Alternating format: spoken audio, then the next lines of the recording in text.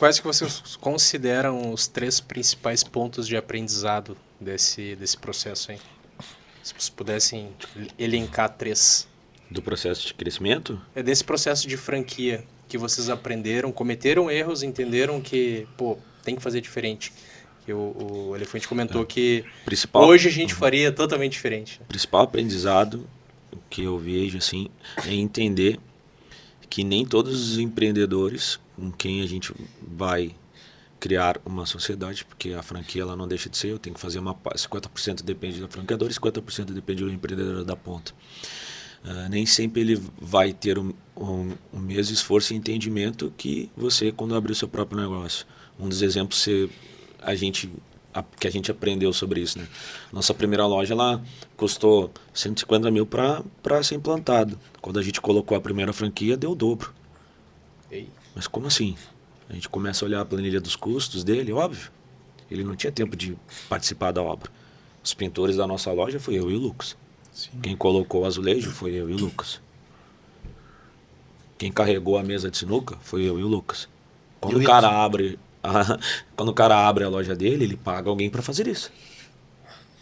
Então, a diferença entre os empreendedores dentro do seu negócio. Então, a gente precisava entender, ter esse entendimento para que a gente conseguisse entregar o resultado que aquele cara esperava e que nós esperamos. Porque a franqueadora ela só vai ter rentabilidade e lucro a partir do momento que o franqueado passa a ter retorno. É assim que funciona. A gente não ganha dinheiro com taxa de franquia. Quase 80% a 90% do valor da taxa de franquia ele é investido na implantação do negócio. É uma ilusão, né?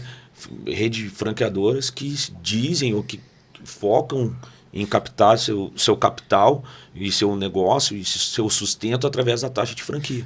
A taxa de franquia, a grande parte, 80% a 90% dela, é investido na implantação do negócio. Que visão. E tu falou ali que o franqueado ele é teu sócio. Não é exatamente essa relação, né? Porque se não der certo para ele, ele vai embora, mas tu fica. Sim. Né? Com o restante. Né? Não. Teoricamente, né? Eu quis trazer essa relação para que pudesse entender, né? Mas não, o franqueado ele não... Hoje, dentro do sistema do franchise, não é uma sociedade propriamente dita, né? Mas em algum momento pode se entender como, porque tu só ganha dinheiro se ele ganha. Perfeito. Né? E se ele quebra, a tua marca perde. Perfeito. E a marca é tua. Então é uma uma linha bem tênue. O risco né? está mais com vocês.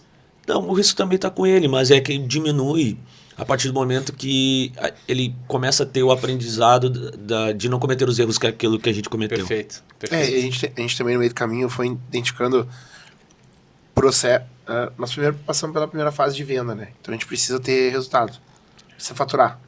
Não tem resultado. Precisa faturar para gerar know-how. Agora a gente está chegando no momento de processo. A gente precisa ter processo. Então isso foi um aprendizado que a gente está levando e a gente é martelado seguido por causa disso. Porque a gente não... Lá no início a gente não pensou nisso. Uhum. Então hoje a gente sofre bastante com bastante erros por causa disso. E agora nós temos que parar de novo, vamos reestruturar, fazer processo e tal, porque o tamanho que a gente está chegando, a empresa já não é mais o Jader e o Lucas, né? A empresa de todos os franqueados, a La Máfia de todos os barbeiros. Colaboradores. Então a gente não pode... Se eu e o Jader viajamos seguidos, se acontece uma fatalidade, a empresa tem que seguir. Sim. Não pode parar. E como é que ela segue hoje? É um organismo vivo, né? Sim. Hoje, provavelmente, ela seguiria, mas com um pouco de dificuldade, porque a gente não fez essa parte do processo desenhado direito. Então, lá no início, só que a maioria das empresas são assim, né? No início tu cresce com faturamento. Sim. Tu quer vender, não interessa o que tu vai fazer para vender. E depois tu vai te organizar.